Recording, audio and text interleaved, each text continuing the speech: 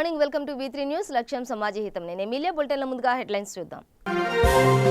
AICC తాత్కాలిక అధ్యక్షురాలిగా కొనసాగనున్న Sonia Gandhi corona నేపథ్యంలో పూర్తి స్థాయి అధ్యక్షుడి ఎన్నిక ఇప్పట్లో సాధ్యం కాదని ఈసీకి నివేదించనున్న కాంగ్రెస్ వర్కింగ్ కమిటీ. తూర్పు లద్దాఖ్లో పరిస్థితిని చక్కదిద్దేందుకు భారత్ చైనాలు సమర్థవంతమైన చర్యల్ని తీసుకున్నాయన్న చైనా. మున్ముందు కూడా సైనిక దౌత్యపరమైన మార్గాల్లో సమస్య పరిష్కారం కోసం కృషి చేస్తామని వెల్లడి. ప్రబోధానంద ఆశ్రమ నిర్వాహకులు ప్రబోధానంద యోగీశ్వర్లు కన్నుమూత. భగవద్గీత, బైబిల్, ఖురాన్లను కలిపి త్రైత సిద్ధాంతం పుస్తకం రచించిన ప్రబోధానంద. హైదరాబాద్ లో చురుగ్గా కొనసాగుతున్న కరోనా ర్యాపిడ్ యాంటీజెన్ పరీక్షలు. నగర వ్యాప్తంగా 510 మందికి పరీక్షలు చేయగా 74 మందికి పాజిటివ్. రాష్ట్ర వ్యాప్తంగా ఏబీవీపీ 72వ ఆవిర్భావ దినోత్సవం. రంగారెడ్డి జిల్లా మహేశ్వరం మండల కేంద్రంలో ఏబీవీపీ జెండా ఎగరవేసిన విద్యార్థి సంఘాలు. ప్రాథమిక వ్యవసాయ సహకార సంఘం బ్యాంకులో అవినీతి బాగోతం. రంగారెడ్డి జిల్లా ఇబ్రహీంపట్నం మండలంలోని మంగల్పల్లి, పటేల్గూడ బ్రాంచ్లలో నిధులు స్వాహా. డీటెయిల్స్ చూస్తే కాంగ్రెస్ పార్టీ అధ్యక్షురాలుగా సోనియా గాంధీకి పొడిగింపు ఇవ్వనున్నారు. ప్రస్తుతం ఆమె తాత్కాలిక అధ్యక్షురాలుగా వ్యవహరిస్తున్నారు. పార్టీ రాజ్యాంగం ప్రకారం తాత్కాలిక అధ్యక్షుడు నియమించిన ఏడాది వ్యవధిలో పూర్తి స్థాయి అధ్యక్షుడి ఎన్నిక జరగాలి. సోనియా గాంధీ పదవీకాలం ఆగస్టు 10వ తేదీతో ముగిసిపోతోంది.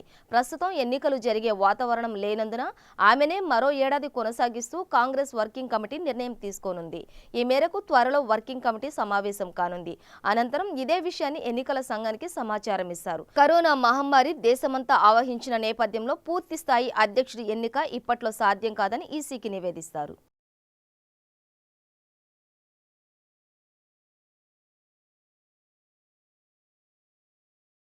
తూర్పు లద్దాఖ్లోని సరిహద్దు ప్రాంతాల వద్ద ఉద్రిక్తత పరిస్థితిని చక్కదిద్దేందుకు గాను భారత్ చైనాలు సమర్థవంతమైన చర్యల్ని తీసుకున్నాయని చైనా పేర్కొంది. అక్కడి పరిస్థితి ప్రస్తుతం నిలకడగా ఉందని, అంతా చక్కబడుతోందని వ్యాఖ్యానించింది. చైనా విదేశాంగ శాఖ అధికార ప్రతినిధి జావో లిజియన్ విలేకరుల సమావేశంలో మాట్లాడారు.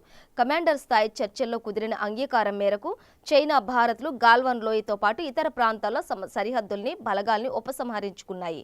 మున్ముందు కూడా సైనిక దౌత్యపరమైన మార్గాల్లో సమస్య పరిష్కారం కోసం కృషి చేస్తాయి. ఇందుకోసం సంప్రదింపులు, సమన్వయ పని విధానం సమావేశాన్ని కూడా నిర్వహిస్తాం.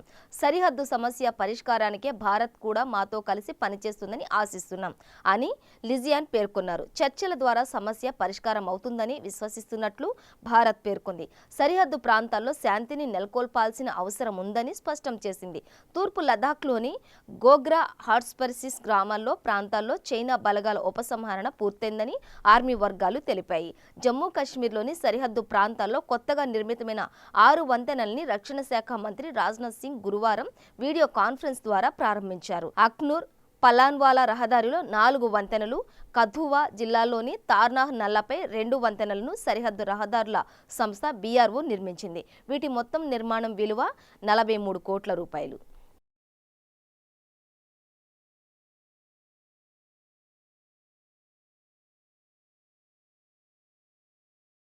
అనంతపురం జిల్లా తాడిపత్రి మండలం చిన్న పొలమడలోని ప్రబోధానంద ఆశ్రమం నిర్వాహకులు ప్రబోధానంద యోగీశ్వర్లు అలియాస్ గుత్తా పెద్దన్న చౌదరి ఇక లేరు.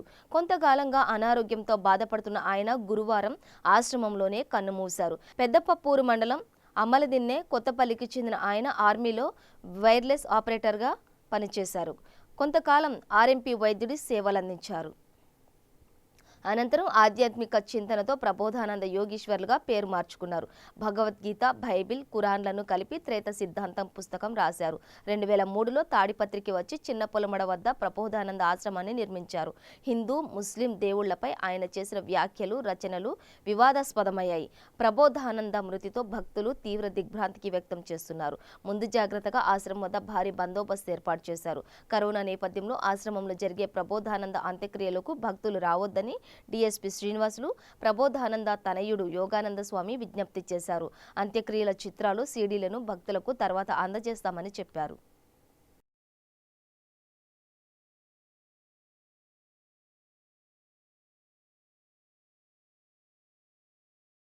కరోనా నిర్ధారణ కోసం చేపట్టిన ర్యాపిడ్ యాంటీజెన్ పరీక్షలు నగరంలోని వివిధ ప్రాంతాల్లో చురుగ్గా సాగాయి.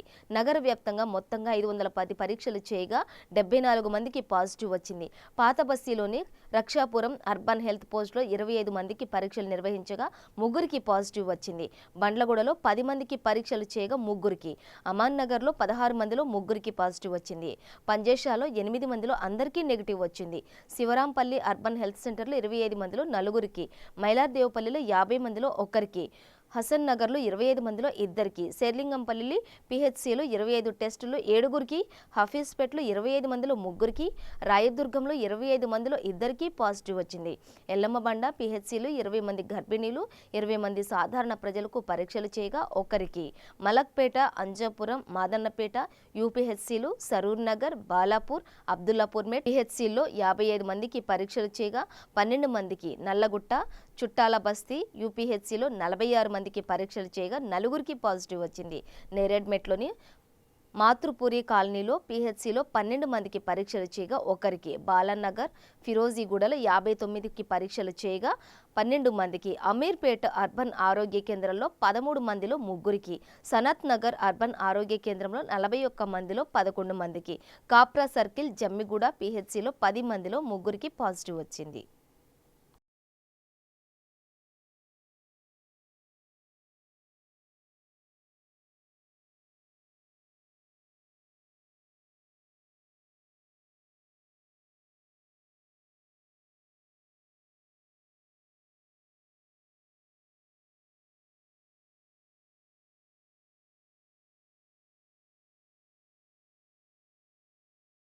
కుత్బుల్లాపూర్ నియోజకవర్గంలో కరోనా పాజిటివ్ కేసుల సంఖ్య పెరుగుతున్న నేపథ్యంలో వైద్య ఆరోగ్య శాఖ మంత్రి ఈటెల రాజేందర్ ఆదేశాల మేరకు కుత్బుల్లాపూర్ నియోజకవర్గంలోని కుత్బుల్లాపూర్, సూరారం, గాజుల రామారం, షాపూర్ నగర్ పట్టణ ఆరోగ్య కేంద్రాల్లో కోవిడ్-19 ర్యాపిడ్ ఆక్సిజన్ వైద్య పరీక్షలు ప్రారంభమయ్యాయి. ఇందులో భాగంగా ఒక్కొక్క హెల్త్ సెంటర్లో 25 మందికి ముక్కులోంచి నమూనాలు తీసి వైద్య పరీక్షలు నిర్వహించి అరగంటలో ఫలితాలు తెలుపుతున్న వైద్యులు. షాపూర్ నగర్ పట్టణ ఆరోగ్య కేంద్రంలో 30 మందికి కరోనా లక్షణాలు ఉన్నవారు వైద్య పరీక్షల కోసం నమూనాలు ఇచ్చారని వైద్య అధికారిని డాక్టర్ నవనీత తెలిపారు.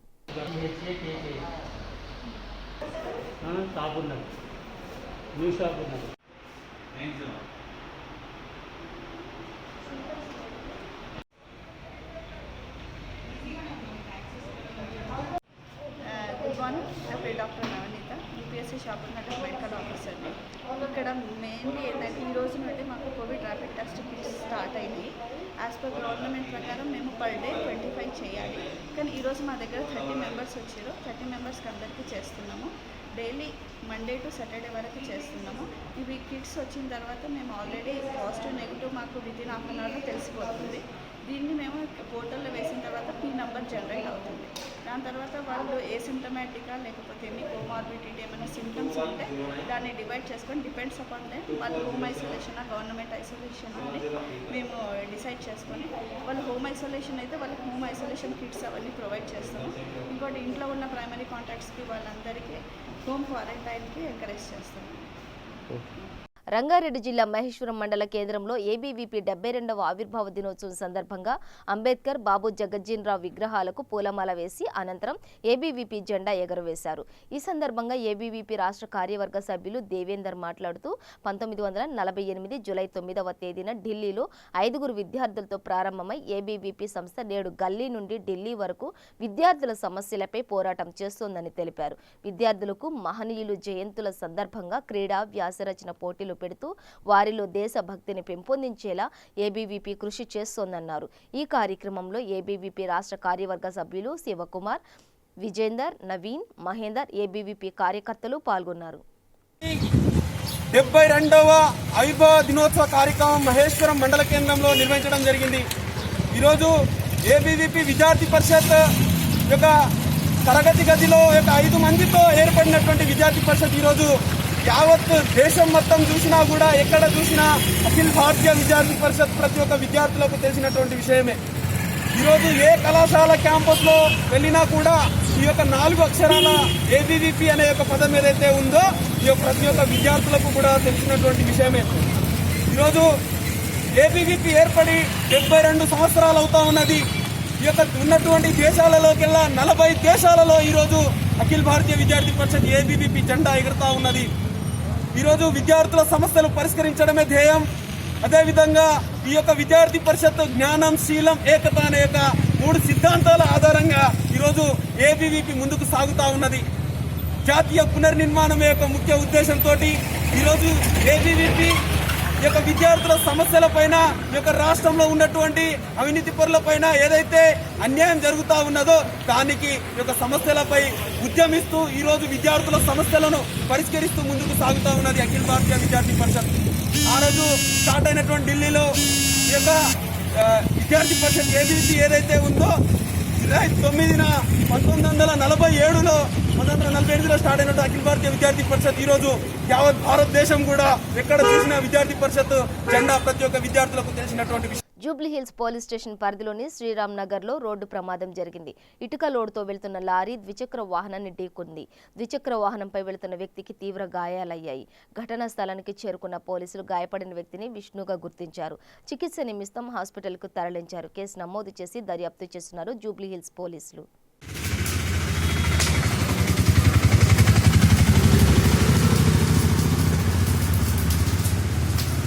మంచిర్యాల జిల్లా లక్షెట్టిపేట మండలం వెంకట్రావుపేట గ్రామంలో రైతు వేదిక భవన నిర్మాణానికి ఎమ్మెల్యే నడిపెల్లి దివాకర్ రావు భూమి పూజ చేశారు. అలాగే రజక సంఘం కమిటీ భవనం డంపింగ్ యార్డుకు రిబ్బన్ కట్ చేసి ప్రారంభించారు.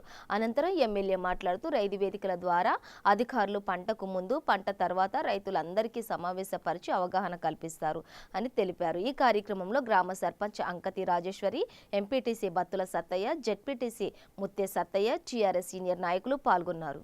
नमो वयं वै श्रवणाय कुर्महे समे कामाङ्कामकामायमहं कामेश्वरो वै श्रवणात् ददातु कुबेराय वै श्रवणाय महाराजाय नमः.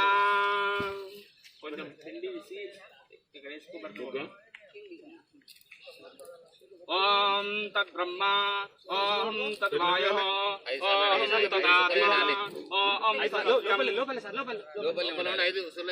ఓం తత్సర్వం ఓం తత్పురోర్నమః అంతశరదవోదయశో గ్రహేణ విష్ణుమూర్తయం తం యజ్ఞస్తం వనస్కరస్తం ఇంద్రస్తం రుద్రస్తం బ్రహ్మస్త్రం ప్రజాపతే ఈశాన్యా సర్వవిద్యామే అస్తో సదా శివా ఓం నమో నమో భవతి మోదయాయమానో అగ్రాం జేతృషా ఇత్యాగ్రే భాగం దేవేభ్యో విదాద్వజంతమా చంద్రమా స్థిరతి. కరీంనగర్ జిల్లా కొత్తపల్లి పట్టణంలో గల యూనియన్ బ్యాంక్ ఆఫ్ ఇండియా ఉద్యోగికి కరోనా పాజిటివ్ నిర్ధారణ అయింది. కొత్తపల్లి పట్టణంలోని ఇది 2వ కరోనా కేసుగా అధికారులు గుర్తించారు. మొదటి కరోనా కేసు పోలీస్ కానిస్టేబుల్ కు నమోదవ్వగా ఆయనను హోం క్వారంటైన్ కు తరలించారు. పరిసర ప్రాంతాలను శానిటేషన్ చేశారు. ఈ సందర్భంగా మున్సిపల్ చైర్మన్ రుద్రరాజు మాట్లాడుతూ గత 3 రోజులుగా వ్యాపార సంస్థలు మూసివేయాలని మున్సిపల్ అధికారులు లాక్డౌన్ నిర్వహించారు. బ్యాంకు ఉద్యోగికి కరోనా నిర్ధారణ అయినందువలన బ్యాంకు మూసేసి తిరిగి ఈ నెల 13వ తారీఖు ఓపెన్ చేస్తారని తెలిపారు. పట్టణంలో రోజురోజుకు కరోనా కేసులు పెరుగుతున్న దృష్ట్యా మధ్యాహ్నం 12 గంటల నుండి మరుసటి రోజు ఉదయం 6 గంటల వరకు లాక్డౌన్ నిబంధనలు వర్తిస్తాయని తెలిపారు.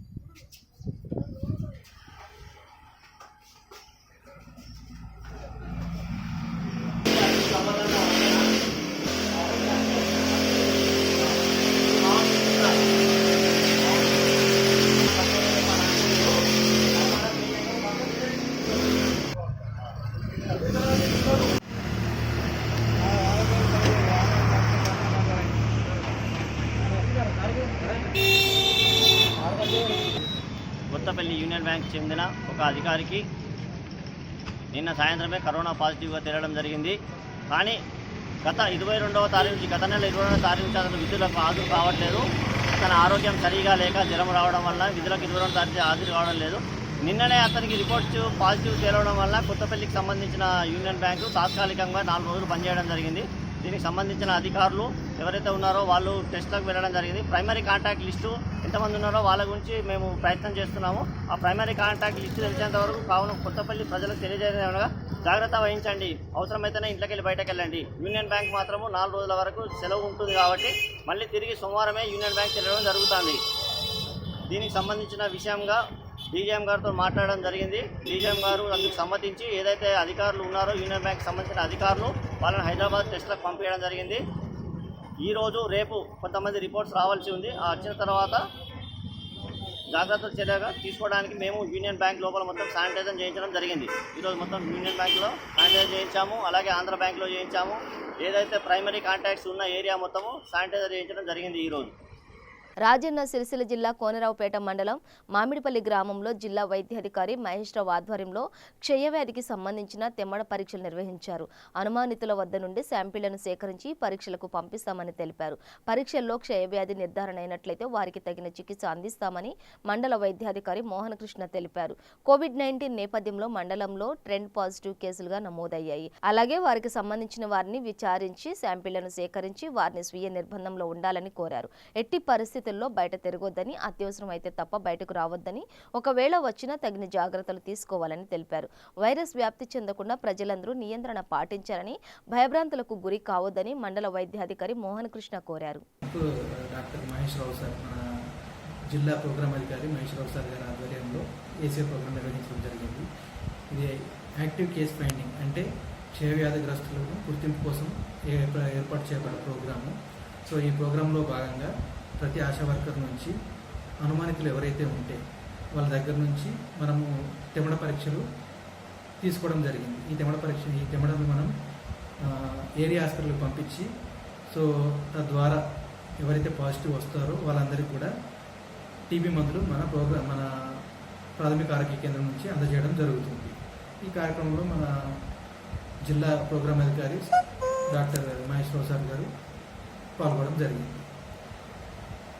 నెక్స్ట్ మన కోవిడ్-19 విషయానికి వచ్చినట్లయితే కోనరావుపేట మండలంలో ఇప్పటి వరకు 2 కోవిడ్-19 కేసులు నమోదు అయినాయి. వారిద్దరూ ఇప్పుడు ప్రస్తుతానికి ఆరోగ్యంగానే ఉన్నారు. వాళ్ళ నుంచి ప్రైమరీ కాంటాక్ట్స్ తీసుకోవడం జరిగింది. సో ప్రైమరీ కాంటాక్ట్స్లో ఒక 10 మందికి నిన్న టెస్ట్లకు పంపించడం జరిగింది ఏరియా హాస్పిటల్కి. అక్కడి నుంచి ఇంకా రానున్న 2 రోజుల్లో మనకు రిపోర్ట్స్ రావడం జరుగుతుంది. సో ఆ రిపోర్ట్స్ వచ్చాక మళ్ళీ దాంట్లో ఇంకెవరైనా పాజిటివ్ ఉన్నట్లయితే వాళ్ళకు తగు సూచనలు ఇచ్చి సో అందులో ఎవరైనా రోగ లక్షణాలతో బాధపడుతున్నట్టయితే వారిని ఏరియాస్కి రిఫర్ చేయడం, లేదు ఆరోగ్యంగా ఉంటే కనుక ఇంట్లోనే హోమ్ ఐసోలేషన్ నుంచి ట్రీట్మెంట్ ఇవ్వడం జరుగుతుంది. సో అంతేకాకుండా వారి నుంచి contacts, primary contacts, secondary contacts కూడా మేము లిస్ట్ తయారు చేయడం జరుగుతుంది. సో వారందరికీ కూడా లక్షణాలను బట్టి వాళ్ళకు చికిత్స ఇవ్వడం జరుగుతుంది.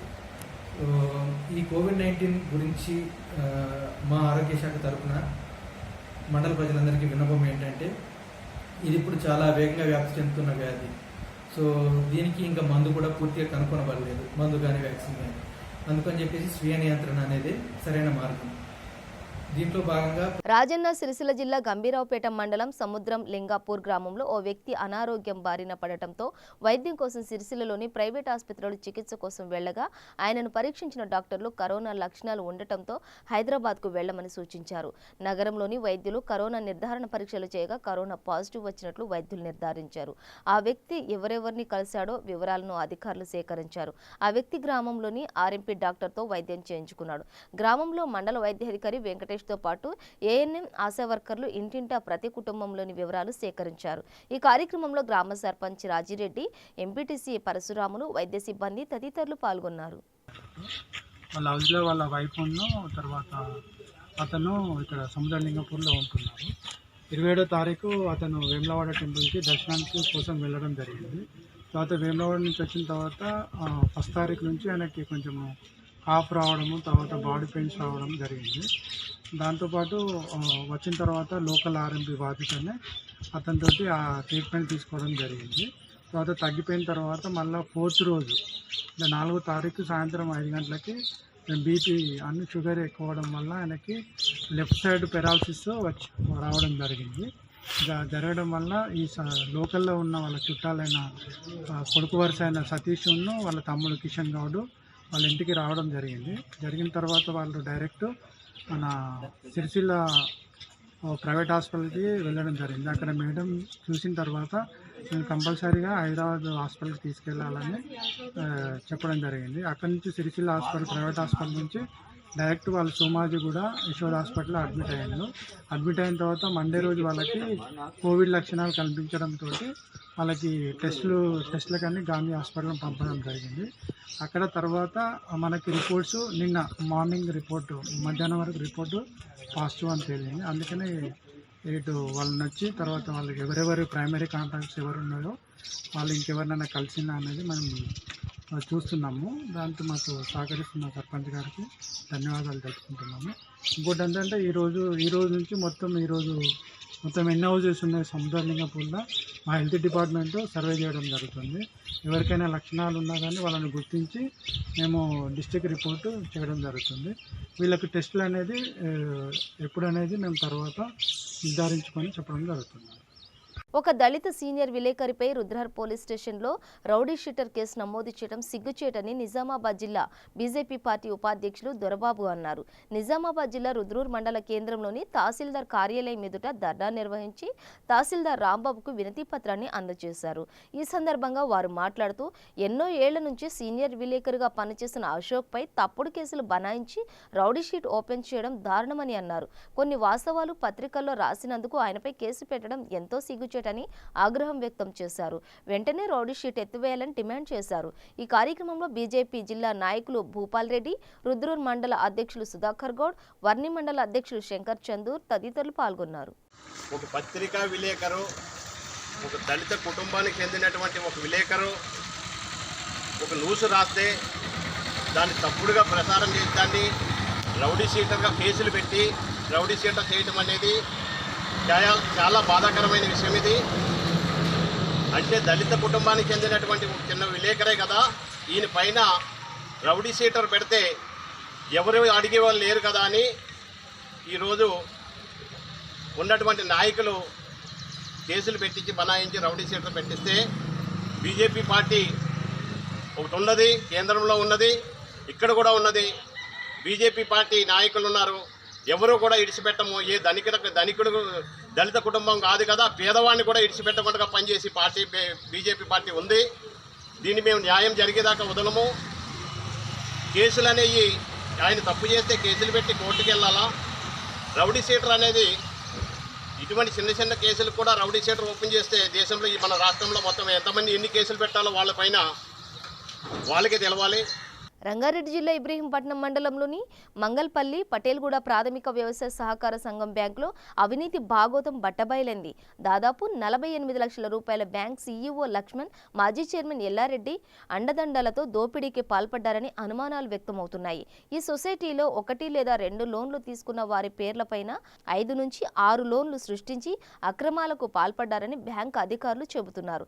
రైతులకు వ్యవసాయ లోన్లు, బంగారంపై రుణాలు తక్కువ వడ్డీకిచ్చి రైతులకు అండగా ఉండాల్సిన ప్రాథమిక సహకార వ్యవసాయ సంఘ బ్యాంకులు మోసాలకు పాల్పడటం దారుణమని రైతులు వాపోతున్నారు. మొత్తం డిపాజిట్లు చెక్ చేసిన తర్వాత మీడియాకు పూర్తి వివరాలు వెల్లడిస్తామని ఉన్నతాధికారి సరస్వతి తెలిపారు.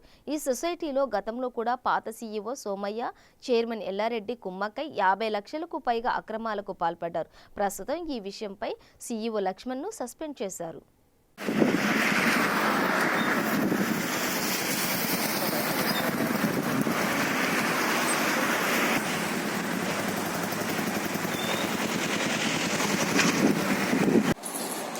ఇంటికి వాళ్ళు తీసుకు మేము కూర్చుంటున్నాం, లేస్తున్నాం, పట్టేసి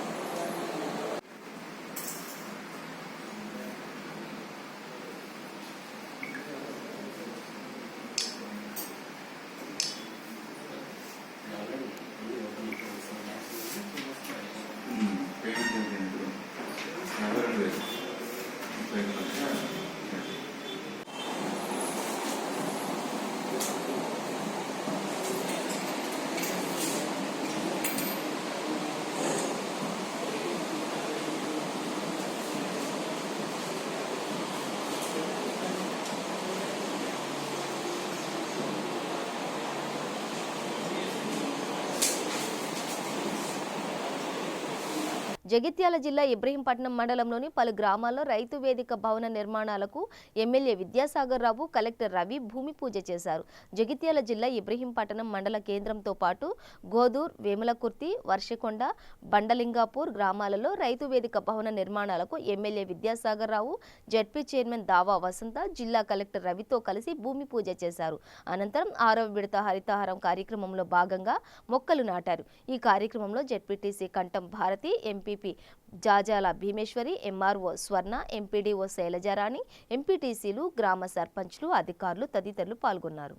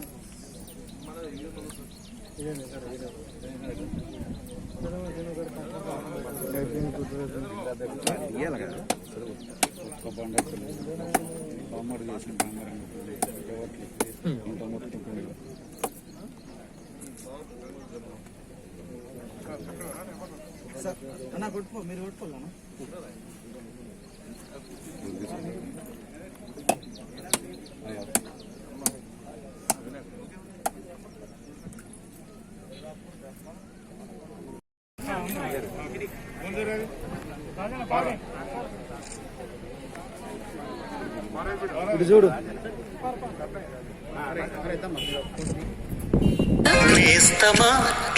సంగారెడ్డి జిల్లా నారాయణఖేడ్ పట్టణంలో వీరారెడ్డికి చెందిన మంజునాథ్ వైన్స్ లో అర్ధరాత్రి గుర్తు తెలియని దుండగులు గోడకు కన్నం వేసి చోరీకి పాల్పడ్డారు. అయితే దొంగలు మద్యం ఎత్తుకెళ్లకుండా కేవలం సీసీ కెమెరాలో రికార్డింగ్, డీవీఆర్ సెట్ను, కొంత చిల్లర నగదును ఎత్తుకెళ్లినట్టు నిర్వాహకులు తెలిపారు. రోజు మాదిరిగానే రాత్రి దుకాణం మూసేసి తాళం వేసి వెళ్లామని, ఉదయం 10 గంటలకు దుకాణం తీసి చూసేసరికి వెనుక భాగంలో ఉన్న తలుపు తాళం పగలగొట్టుందని తెలిపారు. మద్యం దుకాణంలో దొంగతనానికి వచ్చిన దొంగలు మద్యం ఎందుకు తీసుకెళ్లలేదనే విషయం అంతుపట్టకుండా ఉంది. దీనిపై సమాచారం అందుకున్న పోలీసులు కేసు నమోదు చేసుకుని దర్యాప్తు చేస్తున్నారు. లెక్క చేస్తే ఒక 15-20 వేలు తక్కువ వస్తుంది. ఏమేమి ఎక్కువైందో అట్లా తెలియదు కానీ తక్కువ వస్తున్నాయి అమౌంట్.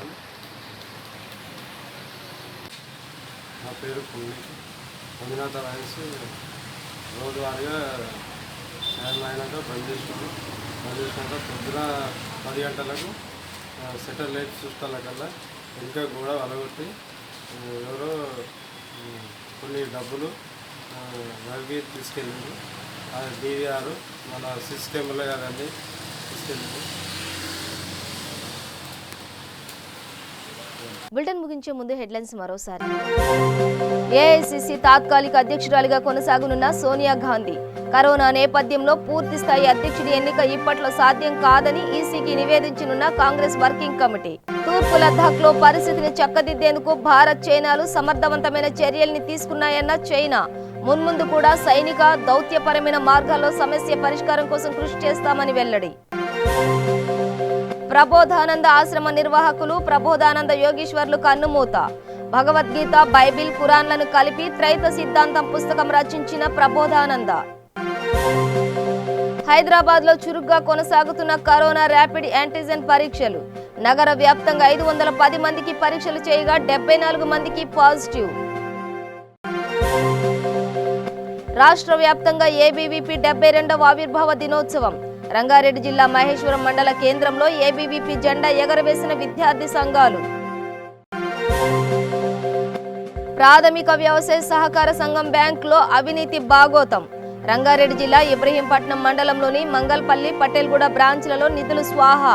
ఇవి బులెటిన్ విశేషాలు. మరింత సమాచారం కోసం చూస్తూనే ఉండండి V3 న్యూస్. లక్ష్యం సమాజహితం.